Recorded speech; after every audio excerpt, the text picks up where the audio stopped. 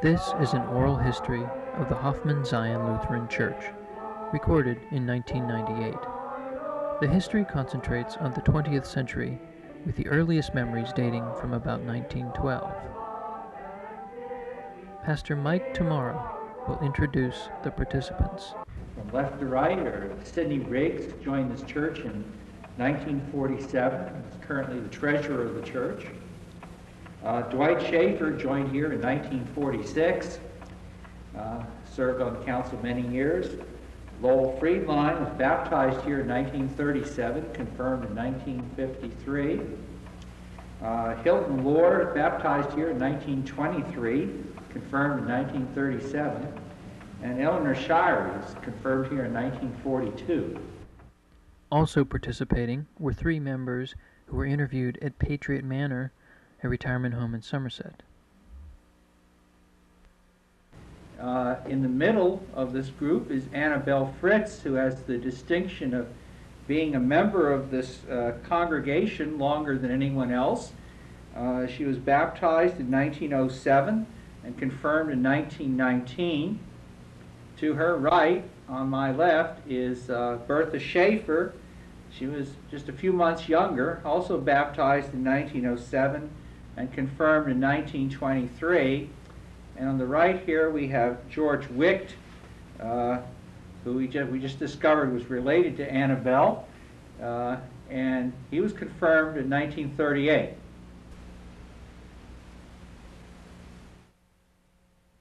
I remember going in the carriage to church, and we had just stalls with the buggies or the carriage and horses in a stall. I remember that. Okay. Children's Day service. What service? Children's Day. Children's Day. We all get together and rehearse, and on a Sunday evening there would be a play. George, you probably don't remember when they had carriage stalls at the church. Yes, I do. You do? Okay, tell us about that. They were down by where the picnic table is now. Oh, okay. I remember that when I was younger. Were they being used? No, I don't believe it was being used anymore. We was up in the car Okay. business by then. What's your oldest memory of the church? Well, the Children's Day service, going to practice, my dad would take us down from Sipesville, my sister and brother and I, and we had to walk home from church back up to Sipesville. Back in those days, we didn't mind it at all. We had to stop at Woy's, Pius Woy's. Gladys Woy walked with us. We had to stop there and get a drink of water on the way home. That was just too far to go without a drink of water in hot weather. When they remodeled, that probably was, I can't tell you the exact date, but probably around 1928 to 30. So you would have been just a young boy. I was a young boy. I remember at that time there was row of pews on each side of the church, approximately 4 foot wide. And back here where this offset is in the wainscoting, on this side and the other side of the church, there was a pot-belly stove. I don't know what they ever done with those two pot-bellied stoves. Then full row pews in the center. Would these be some of those pews? No, they were a flat white pine pew. We have one of them in our basement. Dad had it. They were taken out, and these pews were put in at that time. Is the pew in the basement from that original? Yeah, that's one of them down there, yeah. And the old seats, there's one in the basement. It was very, very uncomfortable. They had, as I recall, there was 4 lights. I can't say for sure before they remodeled, but the ones that were replaced here a few years ago were the ones they put in then. And the stained glass windows were put in at that time. There's a big rosette in the plaster from what? From a chandelier fixture or what? that never had a chandelier to my memory. That was there as long as I can remember. Now, I wouldn't say that it was there before they remodeled, but Oil lamps. They had to come down from the ceiling on a chain. And they had to be lit. and those overhead doors were put in at the time they remodeled this church. That would have been around 1930 you're talking about. Pardon? You're talking about 1930. That should have been about the time, yeah. Because I wasn't old enough to have to help with anything, but I could remember some of it. But it go clear to the end and the whole, It did. whole room. When I was a kid, I remember I was going clear back there. And then after they remodeled, why, back on this side was the clear young kids class, and then over there was the teenage class. And the ones in between had their class right in here. The ones in between the tots and the teenagers had our classes right in here. Yeah. I can remember when Nanny Cora Rhodes got married. Nanny Cora got married. She was our Sunday school teacher that year. And she got married right around Christmas. First, there wasn't any basement in the church, just a heater down in the basement. You had to crawl a ladder to get down to it. I remember that. And then I believe there was a fire there one time that they rebuilt the steeple, as I remember a long time ago though. I remember in the winter, those two stoves they had, one on each side, and everybody would huddle up around the stove.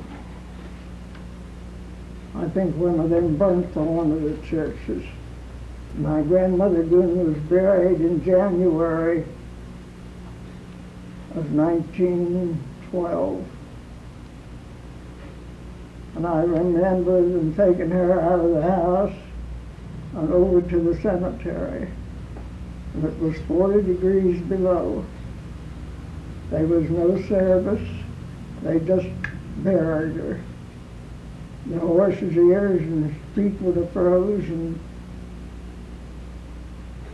But that's the first grave I remember.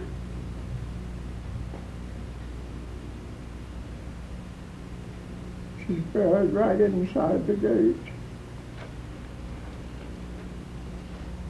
I remember when they put the stone wall around the cemetery. My father and Harry Coleman did most of the work on that. And before that, they didn't have anything at all around the cemetery. That made a big improvement, and I think.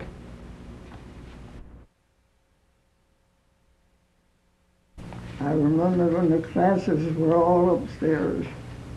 There was no basement. Ours was the CIC, the class in the corner. And once a month we'd have a meeting at one of the homes, usually Tuesday or Wednesday night, which was at Annabelle. I think on a Wednesday night. I tried going to a church a couple times when I lived in Florida, at all Lutheran churches. First one I went to, you had to kneel. They had benches and you had to kneel on them. And then they were always talking about the visitors coming and they had to pay a lot of money and so forth. I didn't like their sermons at all. That's why I didn't go there. When we first came here, they had one class. If you didn't get married, you never got out of it. The class that I was in, you had to be married to be in it. I don't know what happened if you never got married. My memories of Sunday school teachers was Eva Moss taught the tots, and Grace Schaefer taught the next group. And from there up, I don't remember who taught. But there was that one year we had Nanny Cora Rhodes as our teacher in the front here. And that was the year she got married. Now, I don't know which year it was. I think it was probably 39 or so. My recollection of Sunday school is Eva Moss taught the little kids. Right. And that's just how it was. And we had little leaflets that we used as study guides, but the big thing about her class was the offering. And each of the kids put their penny or maybe a nickel in, and then we very diligently counted that as she held it up, and we'd give the number and she'd put it in the other hand and we counted the offering. Kind of how we learned to count money. And every year when it come time for elections, she'd say, now vote for me. No, she didn't campaign us. And then when Sundays, well, on the other week, every other week was church. It was Eva and Grace Schaefer and Nanny Bauman that held down the choir loft. And Mary Griffith played the piano. And you could count on that, like the sun in the morning. Your dad taught Sunday school for a long, long time. My dad started teaching at the age of 15, and he taught a good bit of the time until after he turned 78. So he did teach a long time. I mean, we moved around a good bit after 37. And when he'd come back, whoever was teaching class, would you teach class today, Bob? Even your mother done that. Evelyn, when she was teaching seniors. My mother taught, your brother Dave taught the youth for quite some time.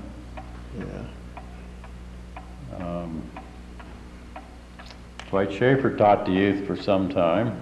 Well, that must have been when I wasn't around here. But Esther Riggs had her go around at it. She taught the seniors, possibly the young marrieds and the seniors. I do know your mother taught the seniors. This was level 2, where we're sitting, and level 3 was in that corner. There were 6 though. I'm missing something. Well, the older people, that's where we do now, and the young married sit in the back of this corner. Right. And the high school kids are back in the... Yeah. I know we had to behave, and during the church service, we children sat with my mother and father. We'd go to our classes. When the class is over, then we'd go and sit with my mother and father during the church service. But we didn't talk, or we were real quiet.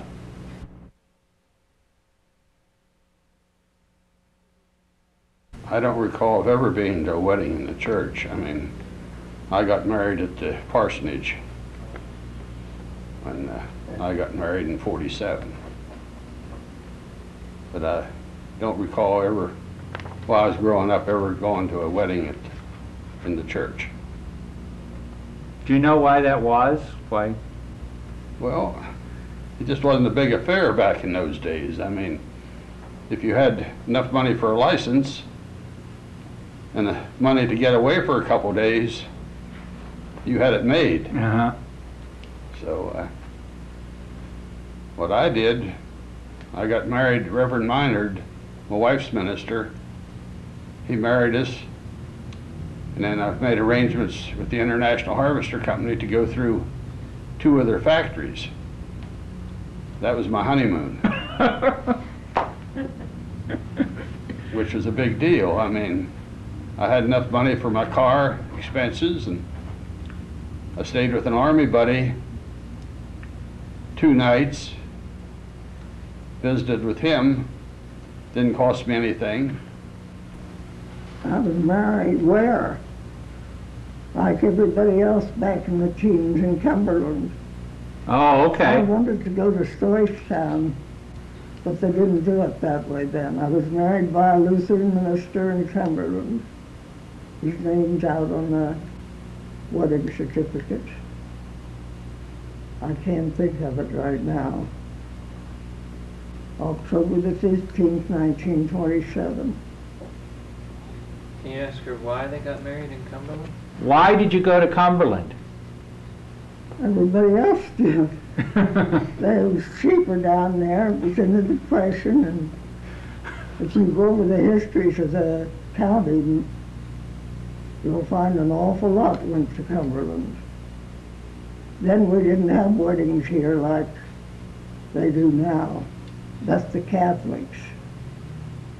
Nobody wanted them to be like them. Oh, okay. We were married here about Pastor Forrest was. And it was They never had a very simple affair. There was nobody here except the family. You know, there's nothing. Married to parsonage, and on the 18th it'll be 60 years. Mother and Dad were married at the parsonage in Stoystown by Reverend English. A lot of people slipped off to Maryland Yeah. and were married there. And big church weddings didn't come along very often. Our daughter was married, had a church wedding here, but there wasn't too many really church weddings here.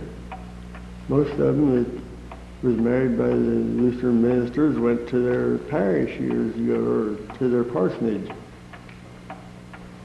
The white boy's sister that's my age had a large church wedding at Grace in Stoystown. Now, I think it was probably late in the 40s. I'm not sure which date. Probably, as I think about it, some of that may speak to the livelihoods of the people. There wasn't a lot of money to spend frivolously, particularly for a couple who were starting out, and I don't think that something like a dowry where the bride's parents are to throw the big ceremony we have now, that was spent on getting them set up in housekeeping. And so it seems to me the economy simply drove a smaller, simpler wedding. But that's a deduction on my part. I do not recall large weddings. Funerals were always done in the church. That was the normal thing. You didn't have funerals in a funeral home or in the person's home or anything like that. You always buried from the church. Do you recall anything about that? Yes, I do. I mean, like you say, it was never in the funeral home. It was always in the church. It had viewing, and usually you didn't go to the funeral home to view. Either you just waited to the day of the funeral and went to the church and viewed the corpse. I know my grandparents were laid out in the home and then brought to the church. My memory of when my grandfather was buried, he was living in Acosta, and we came across the hill on the dirt road up here, and the minute the hearse came into sight of the church, the bell was tolled, and it was told the number of years he lived. The last time that I went to a home for a viewing was Lester Lape's dad, and I can't remember what Lester's dad's name was right now. Milt Lape. Milt Lape is the last gentleman that I recall going to the home. We used to have a wake. You'd have to sit up. Somebody stayed with him. Mm-hmm. All the time. And I can remember when grandmother was dead, my dad's brother from Ohio came in, and there again it was more or less a superstition to make you touch the person so that you wouldn't be afraid to stay in the house with the body there. I can remember going to Pete Lake's home for when she was buried. The largest church funeral I recall here was Al Fritz. And the place was packed and the doors were open back there, and it was standing room only. And it was rather warm, as I remember. So it was a summer. Funeral service here at the church, it was full inside and it started raining, so janitor at the time, I took them down to the trap door down the cellar, turned the light on. After we was down there about 10 minutes, I looked up and here's 5 skunks standing on the wall. So I told everybody just to keep quiet.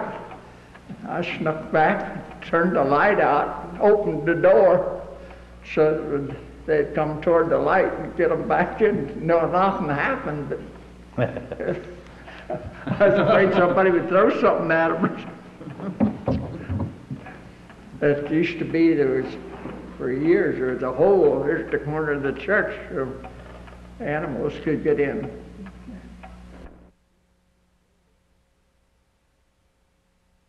This board was assigned for Reverend J.S. English, and according to that sheet there, and according to the little book I have here, he served from 1907 to approximately 1919. According to this book, my mother kept this little diary.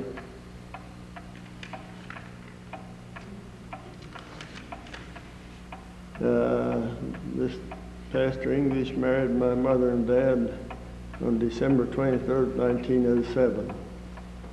So he served at that time.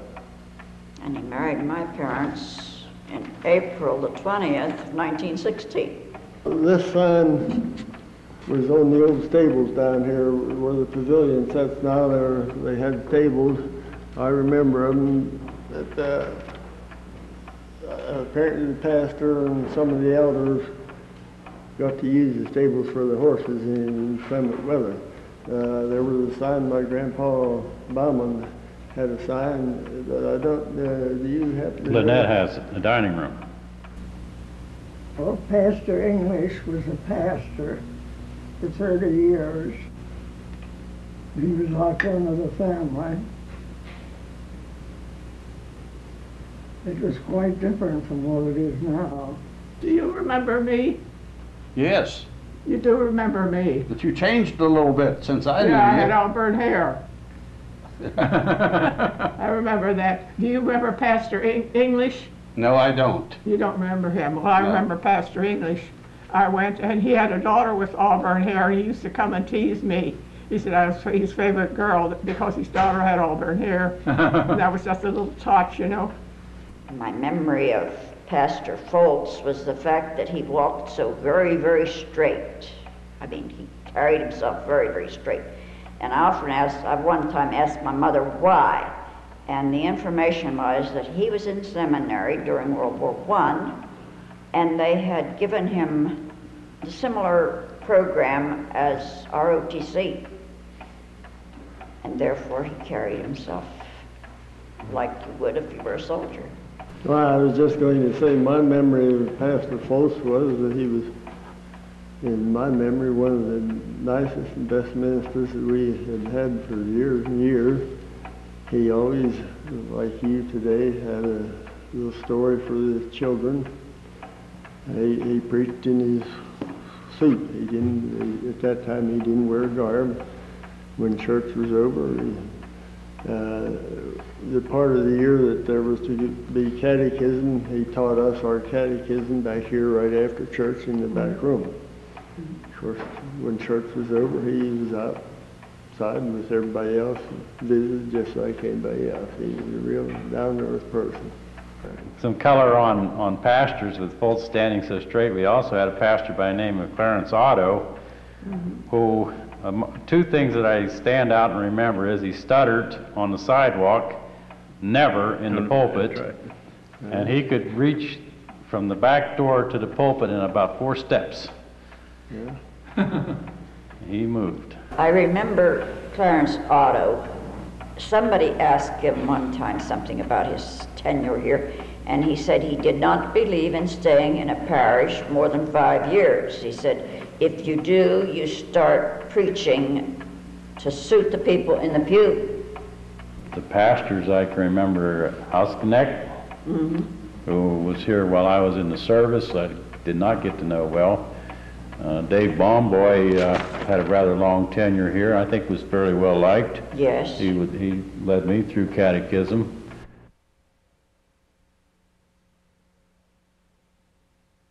There was what is now the Jennerstown Speedway, was formerly the Jenner Community Fair, and at least 3 Lutheran churches had concession stands there. I think St. James and Hoffman, and who was the other?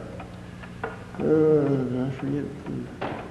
I'm not sure. I know it was Hoffman. Baptists had it. His grandma Bauman and Aunt Diane and Grace Schaefer, they had to be there. Yeah. Fair Week. Well, and the kids had to tag along, which was my group, and once in a while we got to help. But that building had a back kitchen, and then it had a kind of a porch the whole way around. Yeah. And the wooden chairs, which are still here, were set around on that porch for the customers. And the sides opened up to make counter and awning. Yeah. And the eaves were wide enough if it rained, they stayed dry. And they used kerosene stoves to do the cooking on. I believe. Yeah. But what we remember about the fair is that there was a carnival midway. And we all hung around the kitchen until we heard the barker hollering for free bingo games. And then we were all off like a shot to play bingo for free. When the free bingo game was over, why, the urchins all kind of ventured back to the kitchen again. What did they cook in the kitchen? What was the menu? Pie and wieners were the mainstay, and I guess there was soft drinks and hamburgers. Served a lot of chicken, because I remember them a couple of days, they come there at my place and cooked chicken. Chicken noodle soup or something, I believe. Yeah. When the fair was in Generalstown, it used to be out of Sykes Racetrack. They would have the fruit stand, make sandwiches and what have you. That's the only money making I can remember. There's an interesting item. You're talking about the stand at the fair. In 1949, the income from the fair was half of the total expense budget. The income from the fair was $522.16, and your total expenditure was $1,134. They made out pretty good. What did they serve? Well, mostly hot chicken, beef sandwiches, hamburgers, hot dogs, and there wasn't any really big meals as I remember. I mean, if you had money for a cone of ice cream, you was doing good. Because usually I think that we got 25 cents when we got to go to the fair. And then I was in 4-H work. I was able to get in for nothing, so it didn't cost anything to get through the gate back then. And most of us were in 4-H work. I had chickens first, then hogs, and then worked up to steers. But the fair was closed down and sold to a livestock auction, right? Yeah. 53 was the last fair. Siegel, Coleman Siegel. Siegel, yeah. And speaking of the stand at the fairground, they used to always have a festival out here alongside the church. The Strawberry Festival. Yeah. No, just a plain festival. And they're the same ladies, the Missionary Society, run that. That was, in my recollection, was a key social event. Yeah, and that's That was where I awesome. learned to know Dwight, and I learned to know Kermit. They were courting the Lore girls, and they came here for the festival. And the young people, they had games they played. 3 Deep. 3 Deep. Dusty and Miller. going through the windows, and old MacDonald had a farm. Farmer in the Dale, is that what you're thinking of? Something like that. Bingo, right? One of the main things I remember about that festival was my dear Aunt Nanny Bauman always had a dime for us kids to Spending money. Spending money. Yeah. Every summer and fall, we'd have a fall festival. And everybody looked forward to that. Do you remember them? The festivals. They had a stand of food, and you'd play games. The farmer in the dell. It was the last night of the Jenner Fair. And I had $5 coming for garden down there 2 nights. Lester Lape and I, we came to Somerset to buy a pair of shoes with the money we had. And we wasn't satisfied with that, so we went down to Boswell. On the way back from Boswell, I fell asleep and hit the bridge button there at Furlton. Oh. Totaled my dad's car, which didn't go over very well. I wouldn't think. Okay, can you tell us something about those pageants? Talk about them from back in the 20s. Well, they would be dressed like Bible characters as well as we could, and how they lived, and there was a manger there, but we never dared have even a doll baby in it. Nothing. But the manger was always there.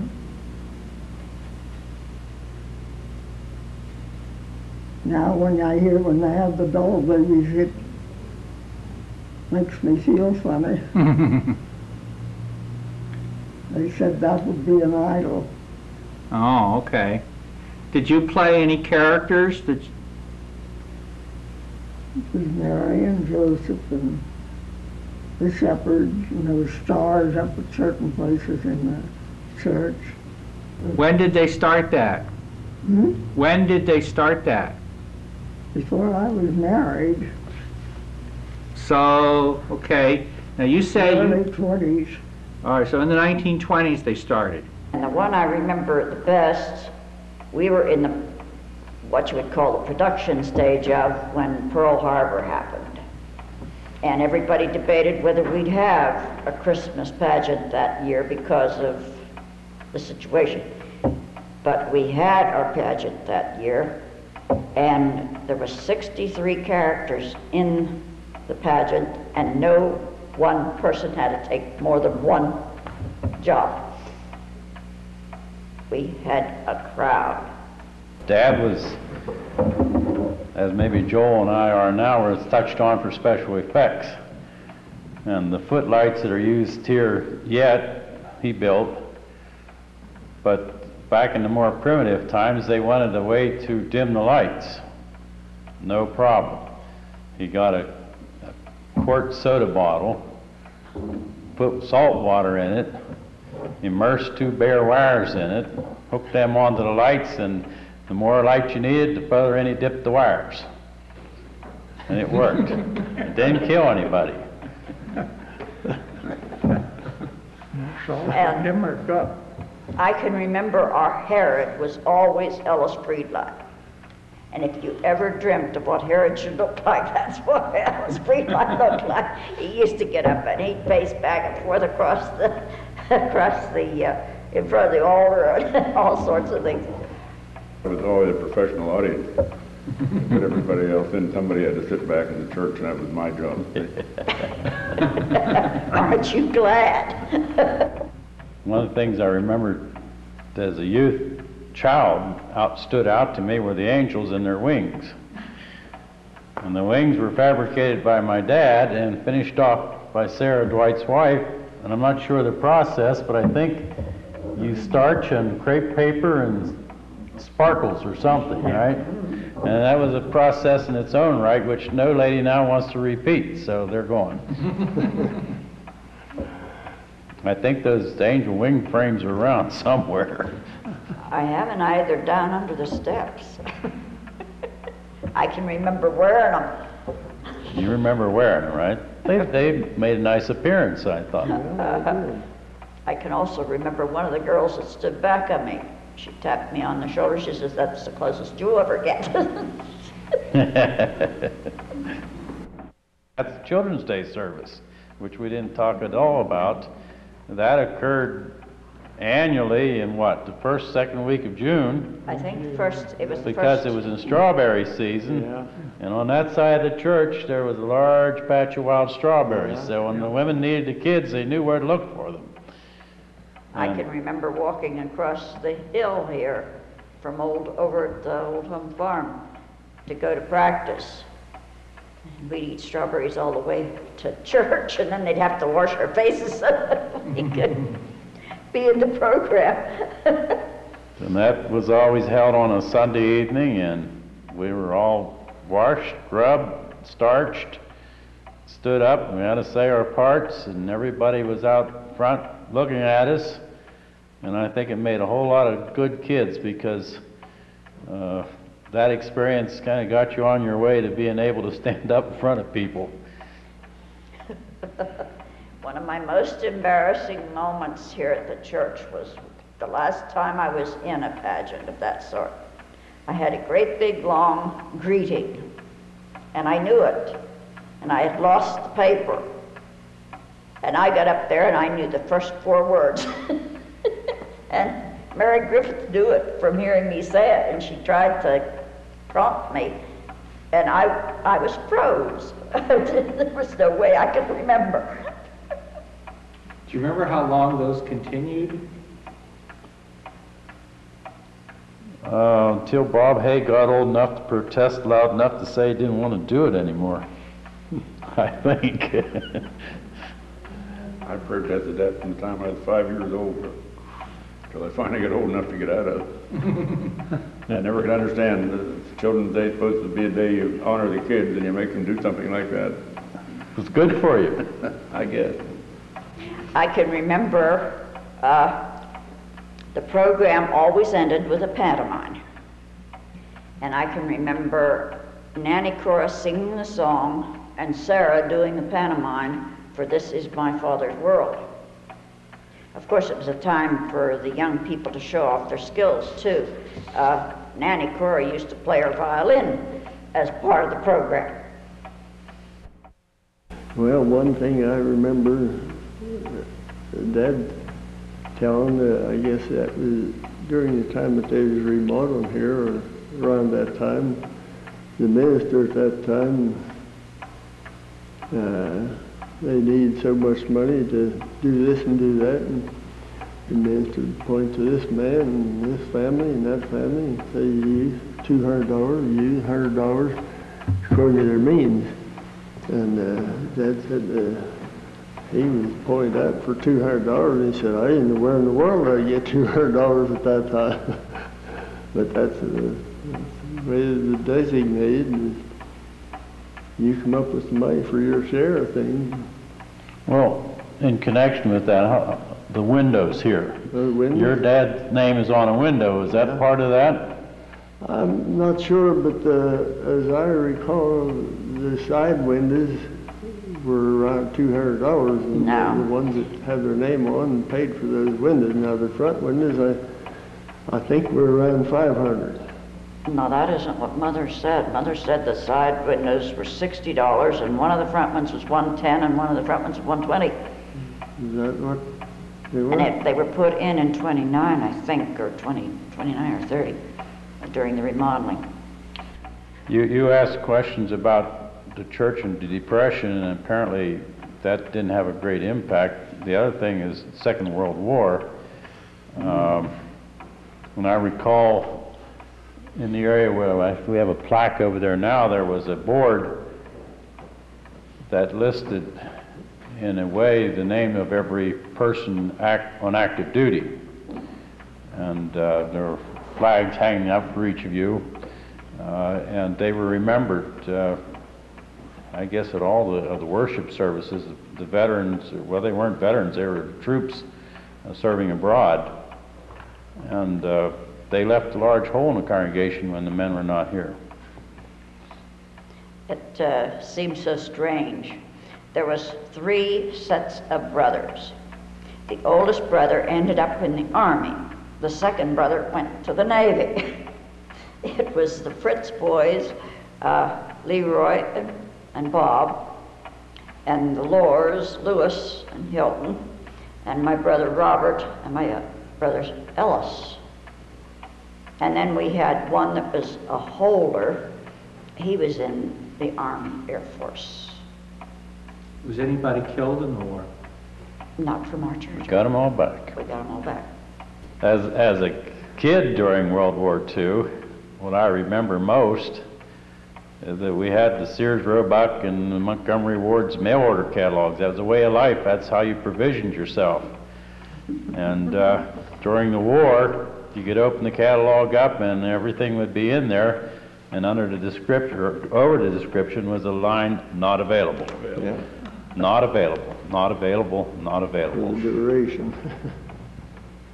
And then we put up with things like ration stamps and gas rations and tire rations and all that stuff.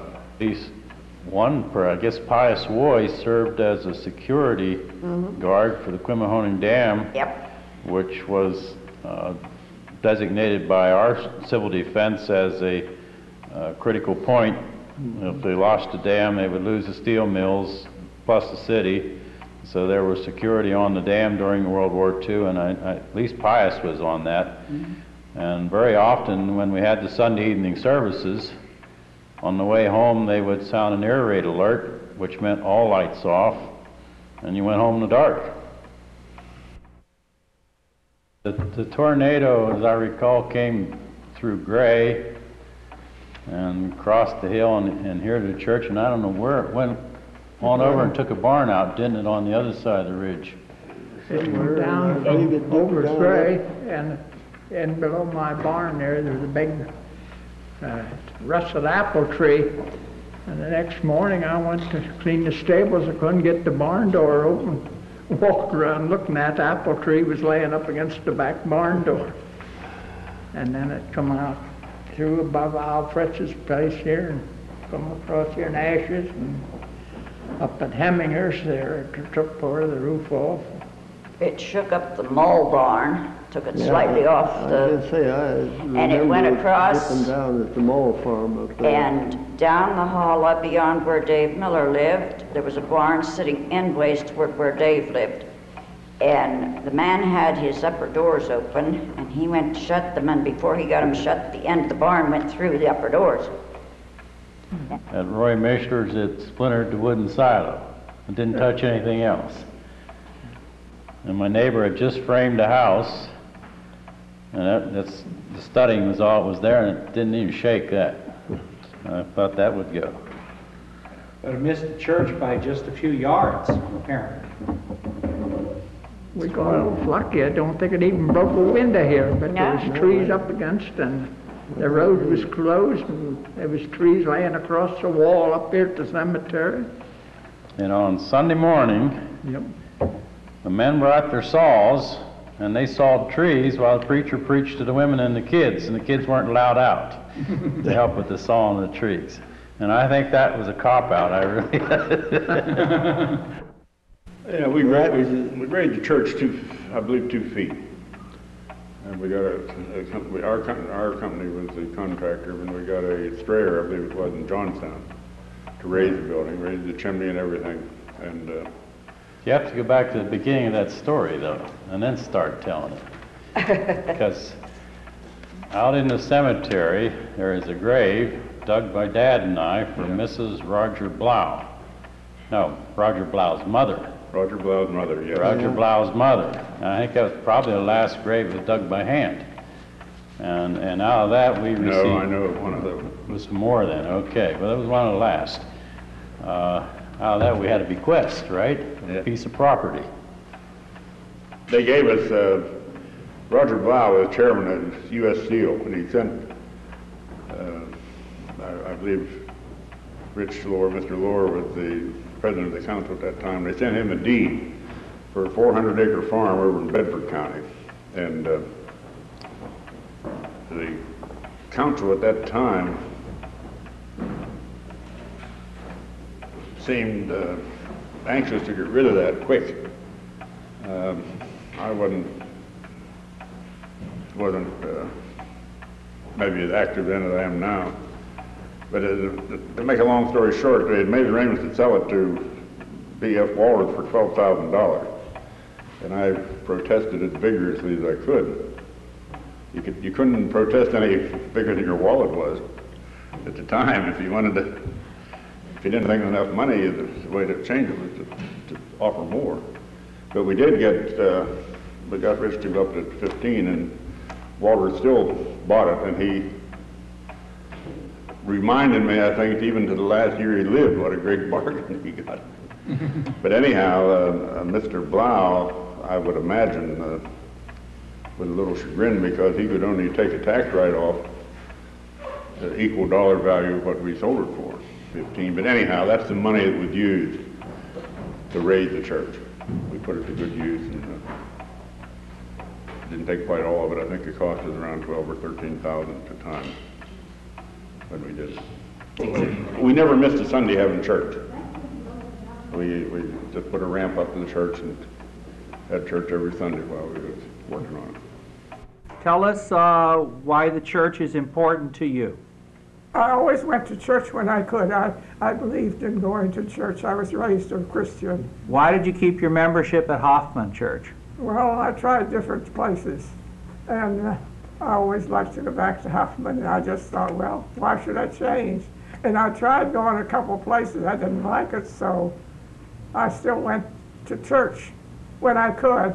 When I was in Chicago, lots of times I used to take call over weekends, and I wasn't able to go.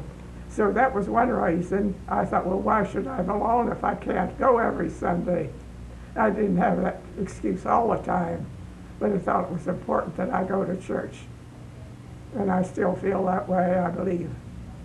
I'm a Christian.